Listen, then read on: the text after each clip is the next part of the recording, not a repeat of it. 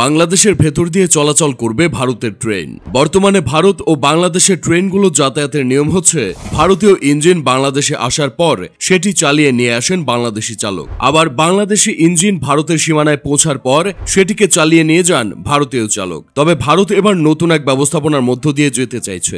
এখন ভারতীয় ট্রেন সরাসরি বাংলাদেশে ঢুকবে। সে ট্রেনের গন্তব্য হবে ভারতেরই আরেকটি এলাকায়, অর্থাৎ বাংলাদেশ রেলওয়েকে ট্রানজিট রুট হিসেবে ব্যবহার করতে চাইছে দেশটি। এই ট্রানজিট চালু হলে বাংলাদেশের লাভ লোকসানের বিষয়টি নিয়ে এখনো আলোচনা আসেনি। এ নিয়ে বাংলাদেশের দায়িত্বশীল কোনো মন্ত্রী বা কর্মকর্তারাও এখনো কোনো রকম মুখ খোলেননি। আগে থেকেই সড়ক ও নৌপথে বাংলাদেশের যোগাযোগ ব্যবস্থা ব্যবহার করে আসছে ভারত, স্থলপথে বাংলাদেশের বন্দর ব্যবহার করে যাচ্ছে ভারত। দুই দেশের মধ্যে নৌ ট্রানজিট চলছে অনেক আগে থেকেই। বাংলাদেশের নৌসীমা ব্যবহার করে ভারত তার উত্তর পূর্ব রাজ্যগুলোতে পণ্য সরবরাহ করছে বহু আগে থেকে। তবে বিশ্লেষকরা বলেছেন, এর আগে ট্রানজিট শুরুর পর নামমাত্র মাসুলে ভারতকে ট্রানজিট সুবিধা দেওয়া হয়েছে। কলকাতা থেকে আগরতলায় পণ্য পৌঁছাতে 1650 কিলোমিটার দুর্গম পথ পাড়ি দিতে সময় লাগে কমপক্ষে 36 ঘন্টা।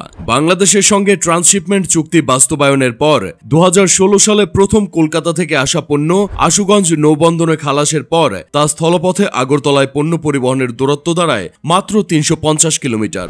1300 কিলোমিটার রাস্তা কমিয়ে দেয়া এবং 3 ভাগের 1 ভাগ সময় বাঁচিয়ে যে সুযোগ ভারতকে দেয়া হয়েছে, তার বিনিময়ে প্রতি টনে মাত্র 192 টাকা রাজস্ব আদায় করা হচ্ছে।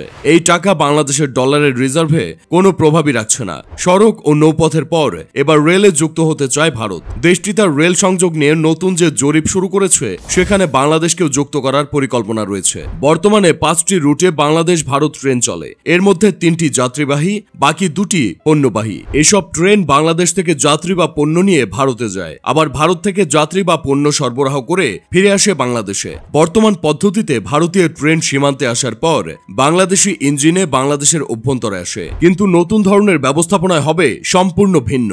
প্রতিবেশী দুই দেশ বাংলাদেশ ও নেপালের সঙ্গে 14টি নতুন রেলপথে সংযুক্ত করার লক্ষ্যে ভারত। এর মধ্যে সীমান্তের বিভিন্ন স্থান দিয়ে বাংলাদেশের সঙ্গে 861 কিলোমিটারের নতুন পথ তৈরি করতে চাচ্ছেন তারা। বাংলাদেশের উত্তরবঙ্গে দিনাজপুর, ঠাকুরগাঁও, পঞ্চগড়, লালমনিরহাট ও গাইবান্ধায় নতুন সংযোগের পাশাপাশি পুরনো রেলপথ সংস্কার করতে চায় ভারতের। পরিকল্পনা আছে যশোর, ফেনী ও চট্টগ্রাম নিয়েও। পদ্মা সেতু ব্যবহার করতে চাচ্ছেন দেশটি।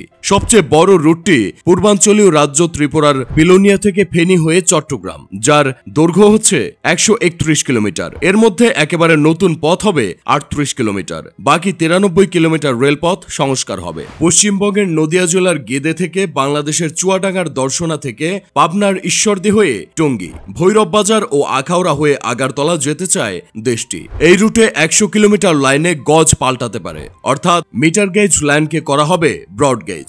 বেনাপোলের উপরে পেট্রোপোল থেকে যশোর, নড়াইল হয়ে পদ্মা সেতু হয়ে আগরতলা পর্যন্ত লাইন বসানোর পরিকল্পনা নিয়েও এগোচ্ছে দেশটি। বাংলাদেশের ভূখণ্ড ব্যবহার করে পরীক্ষামূলকভাবে আগামী 19 জুলাই থেকেই চলবে ভারতের ট্রেন। যাত্রার জন্য ভারতের সম্প্রতির প্রস্তাবে বলা হয়েছে, তারা বাংলাদেশের ওপর দিয়ে দেশটির এক এলাকা থেকে অন্য এলাকায় ট্রেন নিতে চায়। ভারত এর আগে প্রস্তাব দিয়েছিল পরীক্ষামূলক যাত্রার পণ্য শূন্য রেলগাড়ি দেশটির গেদে থেকে বাংলাদেশের চুয়াডাঙ্গার দর্শনায় আসবে। সেখান থেকে পাবনার ঈশ্বরদী, নাটোরের আব্দুলপুর, দিনাজপুরের পার্বতীপুর, নীলফামারী সীমান্তবর্তী চিলাহাটি হয়ে পশ্চিমবঙ্গের কুচবিহার জেলার হলদিয়াবাড়ি যাবে। তবে নতুন প্রস্তাব অনুযায়ী ট্রেনটি হলদিয়াবাড়ি থেকে যাবে ভুটান সীমান্তবর্তী ডালগাঁও স্টেশন পর্যন্ত। এই ট্রানজিট চালু হলে নিজ দেশের মধ্যে রেলপথের দূরত্ব অনেকটাই কমবে ভারতের।